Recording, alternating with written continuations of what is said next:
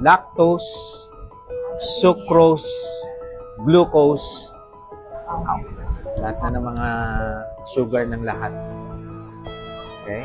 So yung fructose, sugar ng fruit. Lactose, ng gatas. Sucrose, usually ito yung mga sugar natin. Glucose. Pagka nakakita kasi ako na mataas ng sugar, yung cheese, nasa quotient. So ina-out ko na. Kaya nga generalized na yun eh. Pagka may mga health condition kayo, quotient out nyo na muna. Dito ka muna kayo sa safe food list. Then electrolytes, if you have discomfort. Pagka na-address yan, pag sugar, 2 consecutive, no? Normal FBS, normal HbA1c. After 3 months, normal FBS, normal HbA1c. You can consume quotient food list. Pero, not daily. 2 or 3 times a week. Yan ang moderation sa akin. Hindi yung moderation na pakonti-konti pero daily.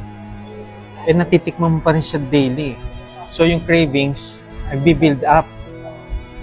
Babalik, papansin nyo, parang kulang ang dinner ko nang wala to ah.